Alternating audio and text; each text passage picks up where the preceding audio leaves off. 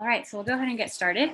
So the first question today is, can you detail exactly what the duties are and what you study? And Timothy is going to take this one. Thanks, Rhoda. So for the usual duties of an Emra, like pre-pandemic, was to have a 4-hour hospital shift where we conduct the clinical research studies that the emergency department faculty has administered to us. So before, like, the studies would be regarding like sepsis, trauma, anything ED related. And then we will also have some clerical shifts that we have to do 2 hours a week. So in total, it'll be around 6 hours in a hospital. Now, because things are looking different, there's still a time commitment. There's still like a commitment that is expected from other Emras, but it's going to be more virtual. We can't volunteer in a hospital yet, but then there's still different ways that the leadership team has enabled us to get involved. And they have also updated us on some future studies that we're going to do regarding COVID. So that's pretty interesting because we get to take part in something that's new, something that medicine is also trying to research right now. So these are the basic time commitments, and the research studies, again, like it spans from a different range of emergency department medicine. So that is the duties. Thanks, Tim. So this next question we have is for Caroline. Are the weekly 6 hours condensed in one day, or can you personally separate it for multiple days during the week?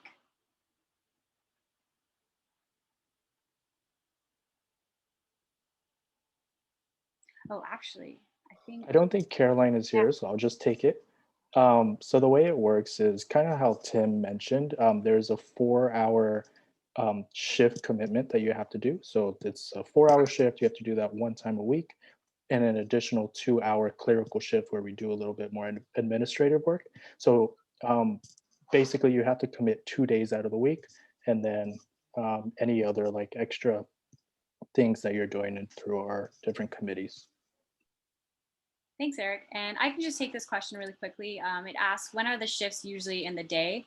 So when we do resume shifts in the hospital, or in the past before the volunteering was shut down in person, we had shifts that started at 8 a.m. and ended at midnight. It's a lot of members, maybe stay a little bit later just to finish consenting and that process, but it's generally the whole day, and they're 4-hour shifts. In addition, we have 2-hour clerical shifts where we kind of catch up on clerical and administrative work for the different studies. But overall, you're able to sign up in advance just to get a shift that works best with your schedule. And so this next question is for Rebecca. Is there a timeline on when Emras are able to consent patients again? So there's no current plan to return to the hospital, which is where we would consent patients. We're currently exploring options on ways that students can get involved in the screening process in the administrative offices for the emergency department, which are away from the hospital. Thank you for that. And so the next question is for Garrett. As a transfer student, should I use the GPA from my community college? Yes, please do so. Unless you've been at UCLA for a year, in which case give us your UCLA GPA. But this goes for incoming freshmen too. Just give us your high school GPA or your community college GPA if you're coming from a different institution. Perfect. So this next one is also for Rebecca. It's kind of a common question that we have, but it asks, what if it takes another 2 quarters to complete our minimum requirement for the Care Extenders program? Since the program has been on pause for the past 7 months, will we still be able to apply to Emra if we drop Care Extenders or insert any other program in the hospital?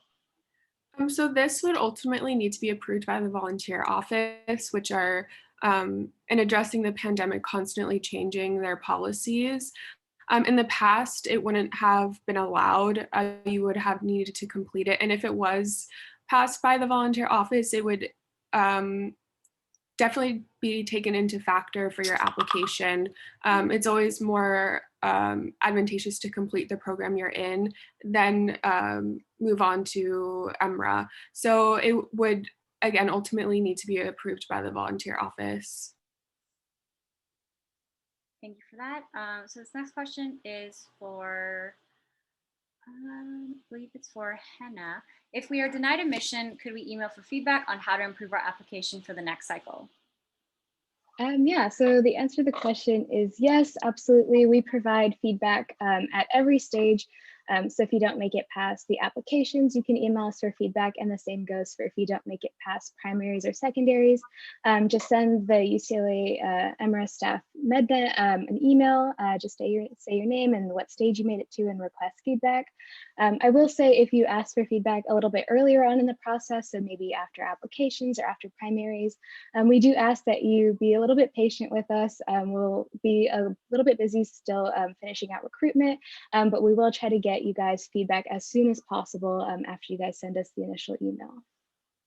And I just wanted to add to that, there is a deadline to ask feedback for, but also we really, really encourage everyone to kind of reapply and show interest in the program. Again, lots of people, a lot of our current members and coordinators even had to apply a multiple amount of times just to get into the program, because unfortunately we do have to turn away a really large amount of qualified applicants because of the kind of volunteering capacity that we have in the hospital. But we look very favorably upon reapplicants, and we really provide the best information that we can to help you improve your candidacy. And we really hope to see you again in the next rounds. And so this next question is for Isabel. So why did you originally want to join Emra, and what do you like best about it? So I originally wanted to join Emra because I went to one of their info sessions and I was really intrigued in the variety of studies that they have going on, as well as the level of exposure that they have to physician and patient interactions within the emergency department. So I know that Emra provides a really valuable experience to people who are considering a career in the medical field. And so that was what initially intrigued me. I was like, all these studies seem really cool, and this is something I really want to get involved in. And now that I'm a part of Emra, I would say that aside from all of the patient interaction, which is something that you're expecting and is definitely something that I've grown from, something that I was surprised by that I didn't initially expect was all of the other supplemental experiences through the committees, through like going to emergency medicine conferences, to working in mentorship committee. I think that those have also really made my experience in Emra very memorable. And I would definitely recommend checking out some of the videos that they have on their YouTube channel about the different committees so you can learn more about them. Thanks, Isabel. So the next question we have is for Rish. So it says, I know around 10 people are accepted. The range is around 8 to upwards of 20, or up to 20. But could you share how many people are given an interview and how many are given a second interview? Yeah, of course. So in terms of interviews, it really does change cycle to cycle. During the fall, we tend to have more applicants. During the spring, we tend to have fewer applicants. But I guess at a baseline for primary interviews, we give about 100 primary interviews out. And then for secondaries, we give around 20 to 30. But since COVID has happened and everything, we've kind of changed a little bit of like the numbers that we typically take. So it does change cycle to cycle. Thank you for that. So this next question asks, Emra sounds like a big commitment. Are you able to participate in other clubs and extracurricular activities? How is that balance? So I would say that definitely Emra is a big time commitment, but it's just how you manage your time. So I personally am involved in several other clubs and organizations, so it is definitely doable. And I would say that almost all, if not all, of the Emras are involved in multiple organizations. So it definitely can't be done. Don't be scared away by the 6+ hour time commitment, because you can definitely do other things. And for the balance aspect, I would say that it's just something that you have to, I guess, prioritize. If you have a lot on your plate, pick and choose like what is important to me and just really make use of your time. Thank you for that. And I definitely agree with your sentiments. A lot of us are involved in cultural orgs, performative orgs, different research orgs too in addition. And so it's definitely possible, and we really hope to work around your schedules and make sure that you're able to do everything that you want with Emra as well. And so our next question is for Abhi, and it asks, how is the program different from, or what are the advantages compared to other clinical research organizations, like, for example, CTSI-RAP?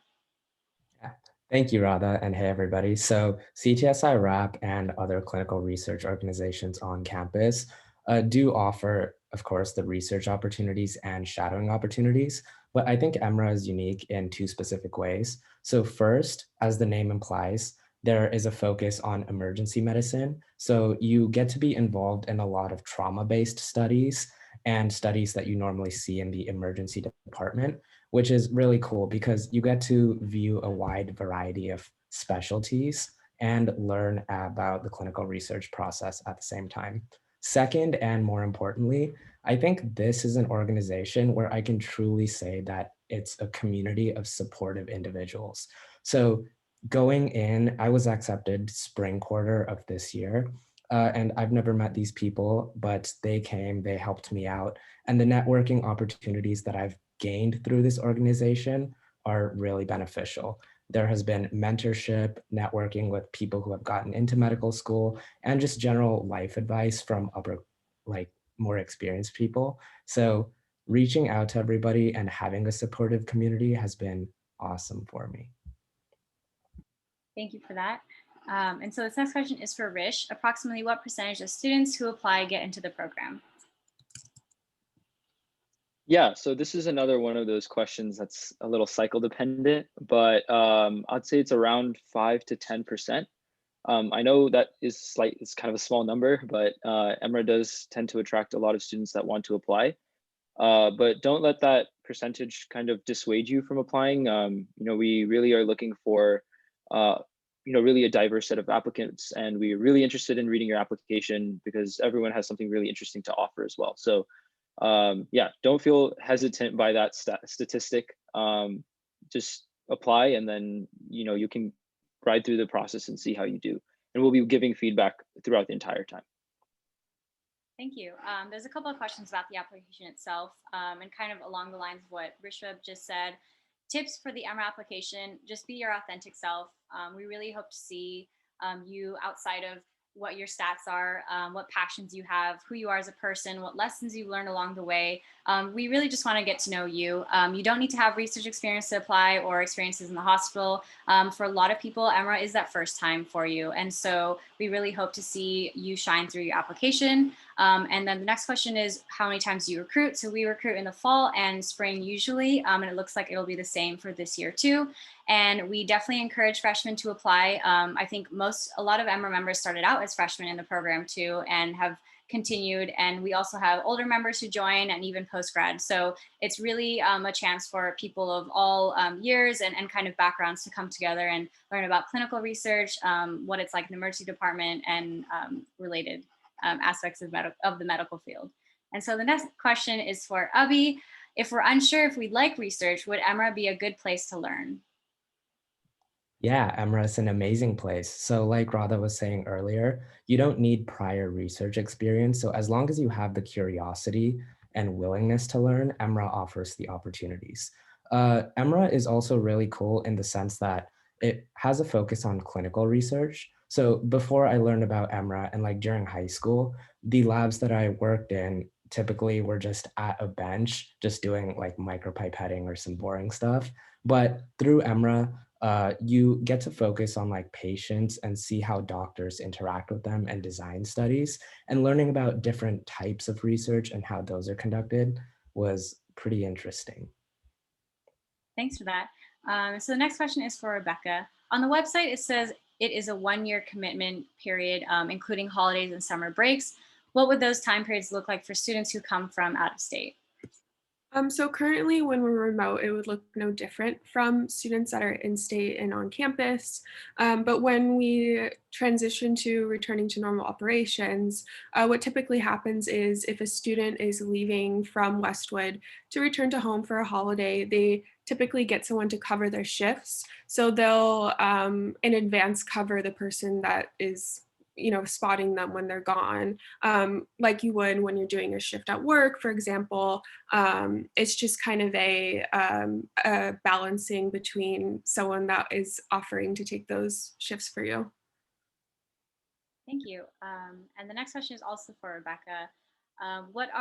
Were there any student athletes in Emra? And if there were, what were their schedules like? So we've had a couple student athletes in Emra that ranges from doing club sports to D1 sports. the balance is difficult, just like Isabel stated before, with all the different clubs that many students can participate in. It requires a lot of prioritization and balancing of your schedule. We recognize, especially for athletes that are in D1 sports, that their scholarship could be paying for their school. So as long as you're confident that you can meet the requirement of Emra while also simultaneously meeting the requirement of your athletics, then it should be just fine. Thank you. So this next question is for Rish. Does the high school transcript have to be an official transcript, or will unofficial do? Yeah, so basically it kind of depends where you are in the interview cycle.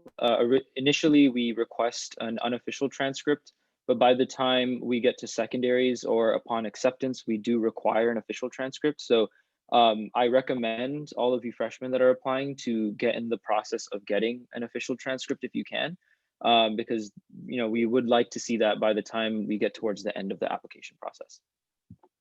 Thanks. And this next one is also for you. How important is GPA factored in when applying? For example, if I had a couple of classes weighing down my GPA freshman year, will I still have a chance? Yeah, of course. So first I'll address the second half of that question. So one of the biggest things in terms of GPA and transcripts and classes is we're looking for upward growth and potential for growth. So if you do have a GPA that isn't as you may think is competitive, we may still look at your transcript and see that you have been improving over a period of time, either in high school or in university. And that's something that we look for in our applicants, because that also shows that you can grow in the program as well, just off of your initial mistakes and whatnot. In terms of just kind of addressing GPA in general, I'd like to say that just to be completely transparent with all of you, for freshmen, our average GPA is typically around a 3.9. And for our university students, our average is around a 3.7 or maybe high 3.6. However, that being said, is we still review all applicants that are even below those GPA points. The main thing is for those that are below those GPA points, we take an extra precaution and we take an extra attention looking through your responses to see if there's any way that you have explained, or have described your academic potential in that process. So I hope that helps you, especially if you are going to be in the process of crafting your application over the next week, is that if you believe you're below those, those cutoff points, so to speak, they aren't really cutoff points, but if you're below those marks, take time to address, how your academics have been growing, or how you've been able to develop it over time, and how you think you're still a competitive applicant to Emra, with your GPA.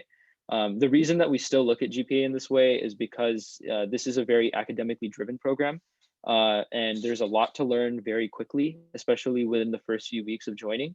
So because of that, we want to make sure that all of our applicants and members that join are competitive and capable of being able to understand all the material, even though they may not have been exposed to biology and pathophysiology in the past.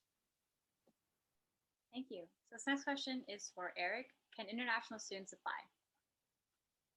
Yeah, so definitely. It doesn't matter what your background is or where you come from. We definitely try to look for a diverse set of group that can provide, like unique experiences or perspective that could help us grow as an organization. So if you're international, that definitely apply. That doesn't mean you can't apply. The only thing I would say is that this is a 1-year commitment, and that involves, holidays like during December when most international students go home. But we do have ways to work around that. You could do like shift blocking. So instead of having to be here at the hospital throughout the whole entire holidays, you can work with another Emra and maybe do all your shifts in 1 week, and then you could spend the rest of your time at home, wherever you may be. So just to reiterate, if you're international, please apply. Everyone, please apply. Thanks for that. And I agree with all of the above. And so this question is for Rish. How will interviews work? Yes, so interviews, basically we have 2 rounds. We have a primary interview and a secondary interview. Traditionally, when we are in person, our primary interview entails MMIs, but since we're all virtual, and logistically this ends up working out better, we're going to be doing a traditional kind of interview with everybody. So you may have 1, 2, or 3 panel members that will be there interviewing you for your primary interview. That will occur, I think, a week after we review and give you a response on your application and whether you've made it to primaries. And then after your primary interview, after another week, we'll do secondary interviews. And that will usually be a slightly larger panel interviewing you, maybe 4 or 5 people on one. And it's another traditional interview. So it'll be five or 6 questions over a 20-30 minute period.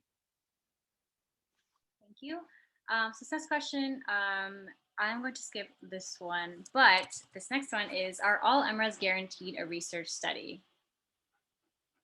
So Emra is responsible for a variety of different studies. And so all of the Emra members are responsible for knowing every single study and doing everything you can to consent and enroll and do all we need to do for that specific study during your shift. So it's not just one study that you're responsible for, but every study that Emra is responsible for as a whole.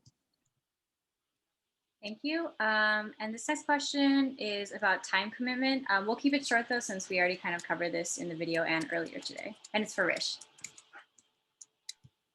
Yeah, so in terms of time commitment for the quarter, it's around 14 hours, and we basically have you fulfill that time by attending Emra days or getting involved in our committees and filling out hours that way.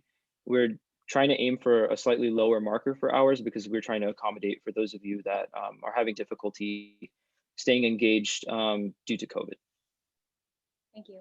And so this question is for Rebecca. Can asylee students still apply for the program?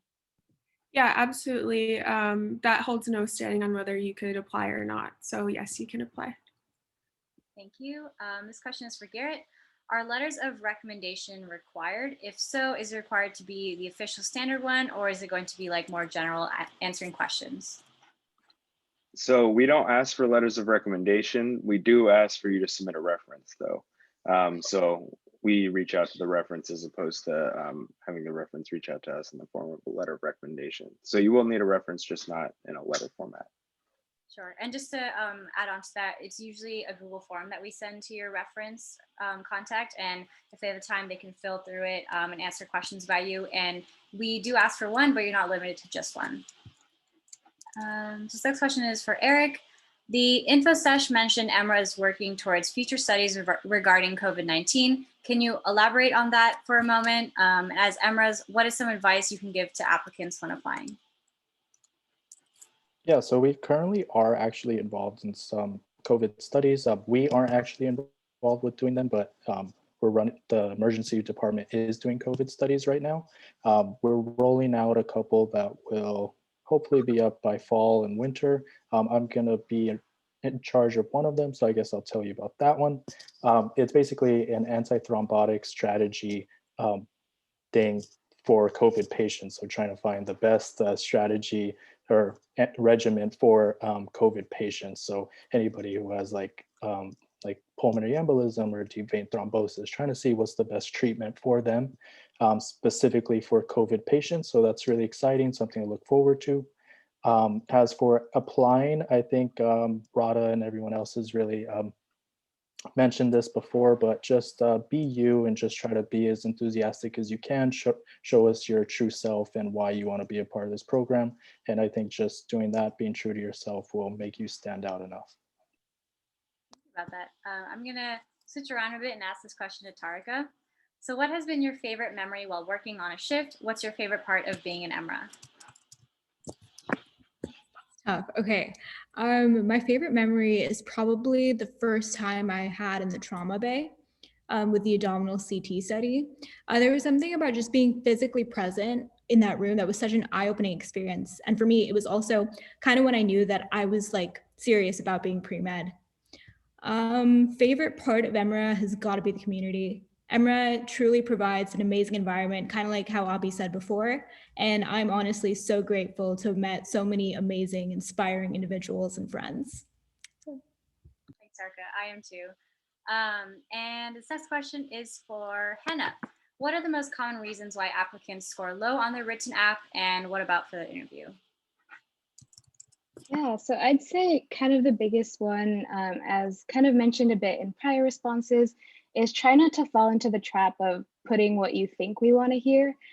As for the application stage, everything's de-identified, so truly scoring depends on your essay responses.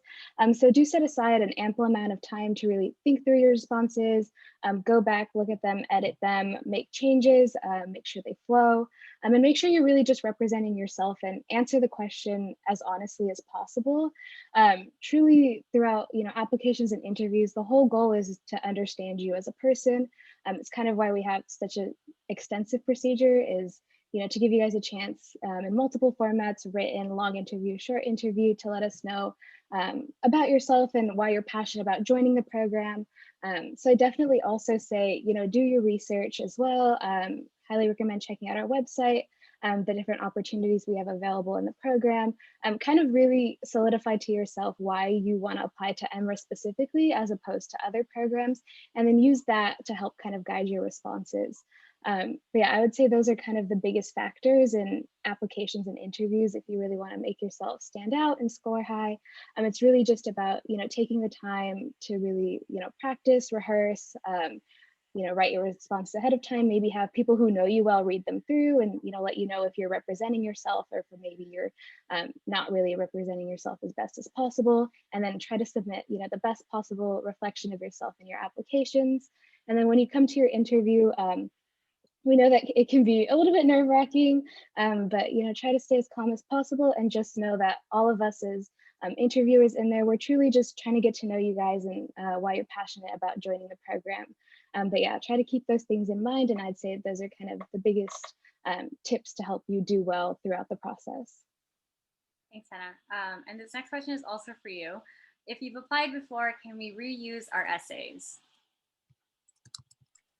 Yeah, so definitely if you applied before, feel free to reuse your essays. I will say we do have recruitment in the fall and the spring, so there is a significant amount of time that passes between the two. So if you receive feedback from the prior application cycle, we highly encourage you to take that feedback and help it kind of inform your new essay responses. And if you've been involved in additional opportunities, try to set aside some time to rework those essays and help it be the best possible reflection of kind of where you're at right now. We know that it might be kind of easier just to submit old essays, but it's going to look a lot better and help you a lot in the process if it's kind of the most up-to-date information. And of course, each cycle is different. So for example, if you made it through to the primaries for one cycle, it could be different this cycle depending on kind of the different applications that are submitted and the quality of those applications. So although you can submit the same essays, we do highly encourage you to kind of rework them to reflect where you're at right now. Thank you. This next question is for Evan. What are some of the most meaningful experiences that you've had as a part of Emra? Thank you, Radha. I guess I would say more of a general part of Emra is the interactions you have with residents. It's a really, really important key part of the program. I would say you can almost expect on every single shift, you're going to be interacting with residents or attendings. And that kind of communication that you have with them about patients, about studies is really, really critical. And it's really, really important to have. I've learned a lot through my interactions with patients, with residents, attendings, all that kind of stuff is really, really important. And it's very beneficial to have as an Emra. I would also say, kind of along the same lines, we have opportunities to attend programs such as EM resident conferences, where you're basically in a room with just residents, and they're kind of learning about all sorts of things ranging from hospital safety, hospital care, trauma care. So I attended one pre-COVID where we were talking about kind of PPE and how to protectively stay away or protect yourself from patients who have, in that case, we were looking at COVID patients. And I was sitting there in an auditorium with 20 residents, kind of learning what they were learning. And that was really, really cool and really, really meaningful for me. And I think that's something really important about the program, is that you're going to be involved and you're going to be immersing yourself in environments that you would almost be uncomfortable, but are really, really important and really informative. Thanks for that. And so this next question is for Rich. What are you looking for in an applicant, and how competitive is the Emra application? I think I already addressed the back half of that question, but in terms of what we're looking for in our applicants, we just want to see authenticity, and we are looking for potential for growth. We want to make sure that if you join this program, you're going to take advantage of the opportunities we're providing you. And we also want you to understand what our program is offering in the first place too. So strong understanding of our program and being able to take advantage of what we're offering. Thank you. This next question is also for Rich. Does this count as both clinical hours and research experience? I would say yes. We definitely get the research component. Being a clinical research organization, you're going to be exposed to a lot of different protocols and research studies and research designs, which is definitely, I think, counts as a research experience. And then in terms of clinical hours, we're working in the hospital pretty much whenever you're on shift, and you'll be going back and forth from the ED, talking to patients, residents, faculty. So yeah, that definitely does consist of both clinical and research experience hours. Thank you. So this is for Tim. Aside from the activities that Emra currently does, what are some of Emra's future plans and goals? So I'm assuming that you're like this person asked about like career ambitions, and I would say like the majority of Emra members are going into some type of health field because we are a hospital-based organization. But then it's fine if you're not sure, you could still apply because a lot of people find their passions through Emra. Like a lot of people find out that they want to do medicine because of their time in the hospital. And also there are a lot of non-medical health fields that other Emras go into. Like we have some alumni that are psychotherapists or dentists. So there's a variety of career options that Emras usually pursue. Sure. And just to add on to that, we also have an alumni page on our website that kind of shows where people who have gone through the program, where they ended up, and their names are kind of listed there. And we try to post on our social media. We're trying to do that more and see like where people end up in their life after going through Emra. And we just hope to keep everyone connected to our alumni program too. So this next question is for Rebecca. How often are papers published in the average Emra research project? Is your name usually included on these papers as contributors?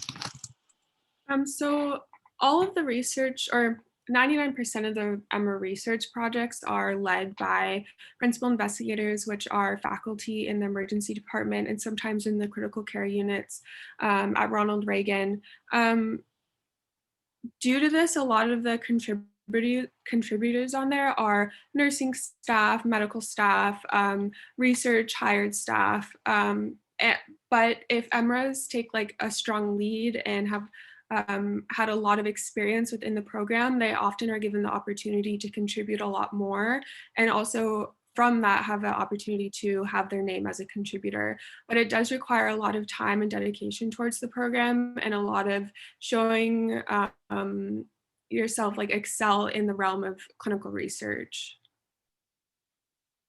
Thank you. And just to zoom through a couple of these, there is no preference between first, second, third years or any of the above. We look at all applicants holistically and appreciate a person's potential to grow if they are a freshman and just entered college, or experiences that you may have if you're an older applicant as well. And if you are admitted, you do not have to reapply. You're in the program for good. This next question. Would being involved in current research and or additional time commitments be detrimental to our chances of being accepted? And this is for Rish. Yeah, that's a good question. So I think the main thing here is that we just want to make sure that you coming into the program, no matter what your experiences are, what you're involved with, that you're going to be capable of taking on the responsibility of being an Emra. So to address the research, you do not need to have prior research experience at all. And if you are involved in research, that's perfectly fine as well. But yeah, kind of coming down to the core of it, we just want to make sure that, you know, you coming into Emra, you are capable of taking on the time commitment. And we want to make sure that you're able to communicate that to us directly. And we have to be able to understand that based off of your interview and your application. So I hope that answers your question. Thank you. This is for Abhi. Is it ever traumatizing to be working in the hospital? How do you deal with it? Yeah, so this is a question that personally resonates with me because the first time I ever saw someone lose their life in front of my eyes was in the ICU of Ronald Reagan Hospital during a code, and it was a patient, and the outcome didn't turn out. It didn't turn out well, unfortunately. But in Emra, you will probably, and there is a chance that you may see stuff like that because once again, we do deal with a lot of trauma patients and a lot of like emergency department patients. So one thing that I think all of us can agree on is the community here is very, very supportive, and they are trained in dealing with that. So there are residents who have trained in emergency medicine. They know how to talk to you about it. And same with our Emras themselves. Just like letting it out during a late night conversation or just like reaching out to others helps us deal with it. So I'm sure that the organization will help you get through it. Thank you for that. I definitely agree with all of his sentiments and what he just said. We really try to kind of reach out to you and kind of be there for you to reach out to. And it's something we'll definitely continue when we come back in person. And so I'm going to hand this off to Rish while I start making breakout rooms for 6:45, where you'll be able to talk to members and coordinators and answer questions in person if you'd like. Awesome. Thanks, Radha. So we will continue with the questions. So up next, we have a question for Isabel. What does the research aspect of Emra usually look like? So I know that we've talked a lot about the clinical aspect, about interacting with patients, interacting with residents, observing traumas and whatnot. But from a strictly research perspective, you get a more, I guess, detailed understanding of what a clinical trial is, which is something that coming into Emra, I didn't really know anything about, but now I know about the IRB, I know about protocols, I know about the different like factors that go into qualifying a patient and how to screen for those on looking through medical records and whatnot. And also something that we do that's part of our clerical shift is it really integrated with clinical research because we are like physically enrolling these patients into a system. And so I know all the patient interactions and resident action interactions are very valuable, but you get a much more holistic view of clinical research because you get to see kind of what goes on behind the scenes and what goes into enrolling these patients. And also we have interactive protocol workshops that our coords have been leading. And so that also gives you a good idea of kind of what goes into how we like approach clinical trials. Awesome. Thank you, Isabel. The next question is for me. I am a grad student in my final year. Is my grad transcript enough or do I need to submit an undergrad one too? I believe for this specific case, I think the graduate transcript should be fine. The next question is for Henna. If the secondary interviews occur in November and acceptances happen the week after, will Emra start week 8 or the next quarter? Yeah, so we kind of start like right away, and kind of what I mean by that is week 8 we'll have like our first general meeting. So you guys will have the opportunity to meet all of the current members, share a little bit about yourself, learn more about the opportunities and updates in the program. But in terms of like that 14-hour time commitment, we won't make you kind of cram that into 2 weeks. That will start the following quarter in addition to your training requirements. But for the remainder of fall quarter, you guys will be doing different onboarding tasks.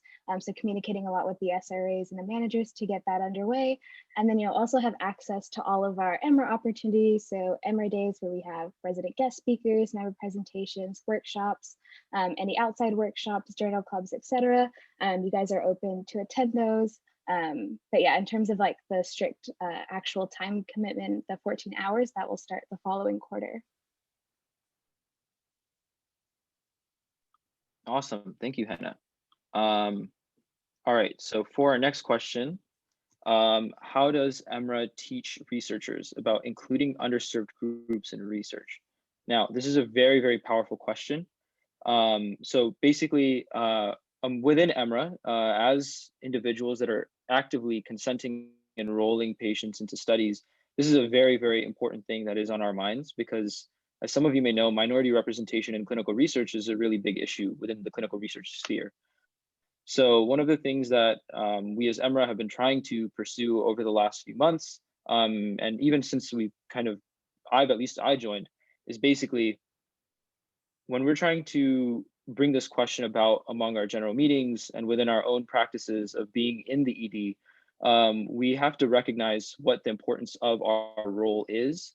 And the best way for us to have been doing that is to have that conversation. And that conversation has been coming through by inviting advocates and inviting residents that are involved in diversity within the ED and within research and medicine in general to come and talk to us and to tell us like what's the importance of advocacy and for representation? How can we go about it? And these are the conversations that we're continually having as a program. And this is always something that we can improve on. Obviously, clinical research where it is right now is not where it should be. But it is something that as Emras, it is on our mind. It's something that we're working towards, and education and awareness are kind of the top priorities in that aspect. And the best way to perpetuate that for us is through our general meetings and through having that kind of culture of representation and inclusion within the program. So I hope that answers your question. Up next, we have Evan. His question is, what qualities do you think are the most important for Emra? Sorry, not to cut you off, but we are going to start opening up the breakout rooms so everyone has enough time to talk. If your questions aren't answered, please ask them in the breakout rooms. And if not, feel free to email us and we'll get back to you really shortly. So I'm going to be opening them up now, and we look forward to talking to you further.